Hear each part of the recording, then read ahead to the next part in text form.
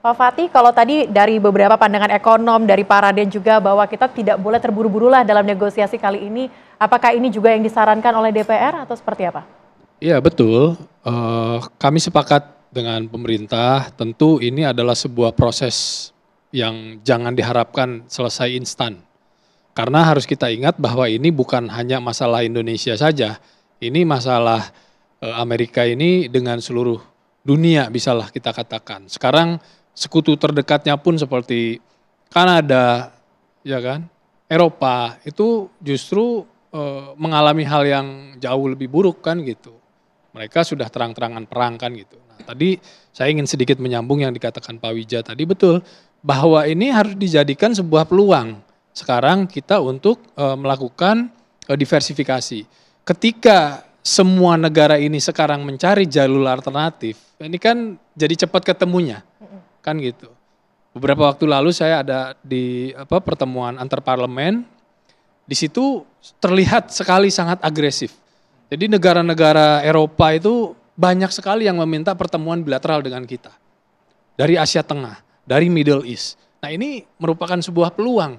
Jadi betul, jadi Amerika betul adalah sebuah pasar yang penting.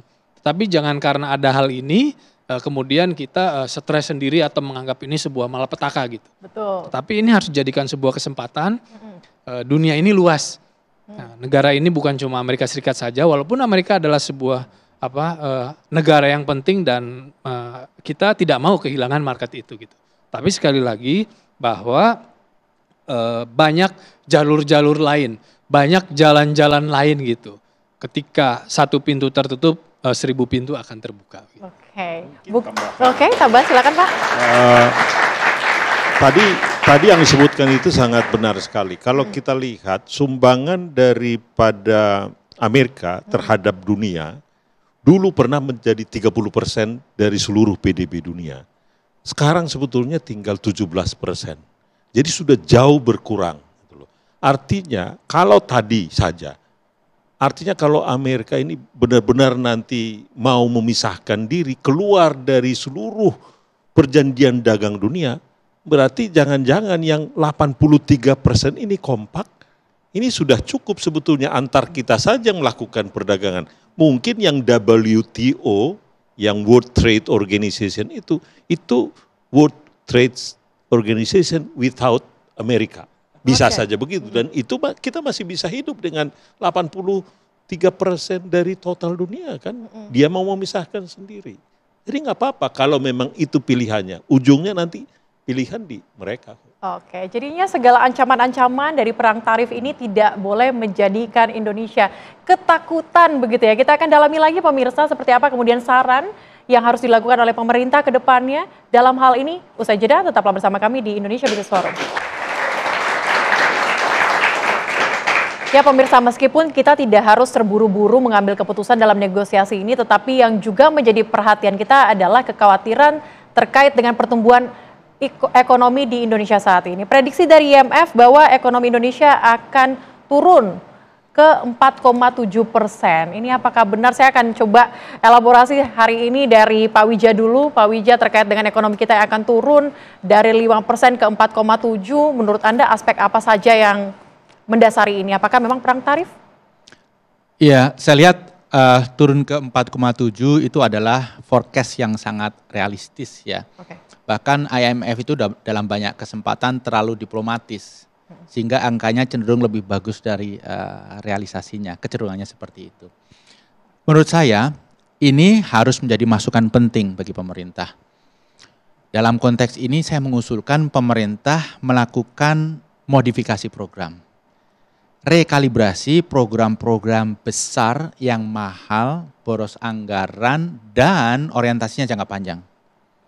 Kita ubah, direkalibrasi, dialokasikan sebagian resourcesnya. Itu tidak dibatalkan atau ditunda ya, tetap jalan, tapi size-nya dikalibrasi, resourcesnya, anggarannya dipindah untuk program-program jangka pendek yang berdampak langsung pada penciptaan lapangan kerja, pada penciptaan daya beli. 4,7% itu memang tidak terlalu rendah. Tapi bagi Indonesia impact-nya luar biasa. akan banyak pengangguran, daya beli yang sudah turun akan semakin turun, akan ada unhappiness yang masif. Jadi alokasinya kemana saja? Kembalikan itu sebagian ke KL, kembalikan itu sebagian ke Pemda. Contoh kasus, Kementerian PUPR. Sekarang ini ada ribuan kontraktor kecil yang berhenti beroperasi. Puluhan ribu vendor, ratusan ribu tenaga kerja konstruksi yang berhenti bekerja. Ini harus dikembalikan lagi, dihidupkan lagi. Belum lagi program-program yang lain. Itu usulan saya, Mbak. Oke, baik. Selios, apakah juga memprediksi hal tersebut, Mas Media akan ada penurunan dari pertumbuhan ekonomi? Ya, pada saat Pak Prabowo memimpin, sebetulnya kondisi ekonomi makro cukup optimis ya. Oke. Tapi seiring berjalannya waktu, beberapa bulan terakhir, pasar confidence-nya terus menurun. Tapi saya melihat di sektor real, dari kepercayaan masyarakat atas tata kelola fiskal kita itu sangat rendah sekali. Kita tahu ada program efisiensi anggaran, meskipun secara ide luar biasa dan bisa menyimpan anggaran cukup signifikan, tetapi kemudian digeser ke MBG yang hari ini juga luar biasa kacau. Dan beberapa waktu terakhir ada ide terkait koperasi desa merah putih yang juga triliunan rupiah. Ini program-program kerja yang mengambil dana APBN termasuk APBD dan bahkan dana desa yang kemudian dikejar untuk program-program ambisius yang saya kira IMF melihat ada kondisi bahwa program ini mengalami kegagalan untuk menciptakan lapangan kerja, mengalami kegagalan untuk menciptakan penurunan kemiskinan. Saya kira ini yang saya sepakat dengan Pak Wijaya yang harus dievaluasi oleh pemerintah dan pemerintah harus terbuka karena kebijakan yang baik itu adalah kebijakan yang jujur dan kebijakan yang terus berubah. Kalau memang ada yang terus dirubah, kenapa tidak? Oke. Jadi jangan sampai analogi terakhir saya, Indonesia itu seperti kapal Titanic. Nggak tahu dan tidak mau jujur bahwa kapal ini akan tenggelam. Dan ketika tenggelam, saya khawatir sekocinya hanya cukup untuk orang-orang super kaya. Dan sebagian masyarakat bawah kemudian akan terjebak di dalam kesulitan. Oke. Pak Fatih mau menanggapi? Oke, silakan Pak.